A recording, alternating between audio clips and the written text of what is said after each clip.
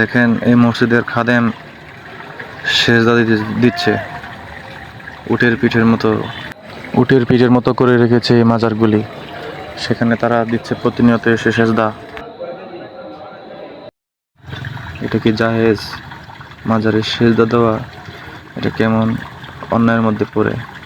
কারণ একমাত্র সেজদা হচ্ছে আল্লাহর জন্য, আর তারা তো সেখানে মাজারকে উঁচু করে মাজারকে সেজদা দিবে।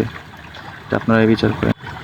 মাজার হচ্ছে ভালো মানুষের জায়গা, এখানে তারা গান বাজনা, মদের গাঁজার আড্ডা, গানের আড্ডা, নাচানাচি, ওলামেলা চলাফেরা, মাজারকে উঁচু বানিয়ে সেখানে সেজদা দেওয়া, দান বাক্স করা, এগুলো কে শিখেছে? তারপরেও এটি আনুষ্ঠানিকভাবে মাজার হলে সেখানে গরিব দুঃখী পাগলরা এসে এখানে তাবারক খায়, খেতে পারে।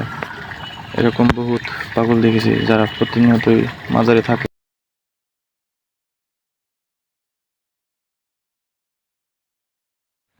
খায়, থাকে, ঘুমায়, সময় কাটায়। দুঃখীরা এখানে আসে। কয়টা আলেম ওলামা এই মাজার ধ্বংস করে এই গরিব দুঃখী পাগলদেরকে খাওয়াইছে।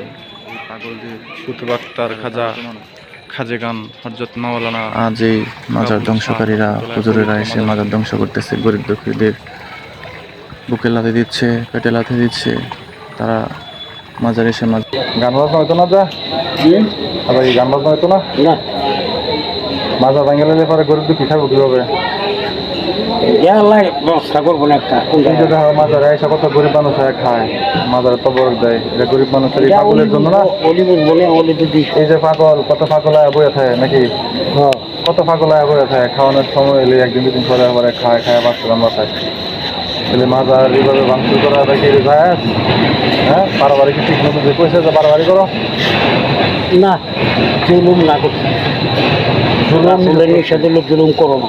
হ্যাঁ, জুলুম করো না, কিন্তু তারা কিসের ধর্ম পালন করে?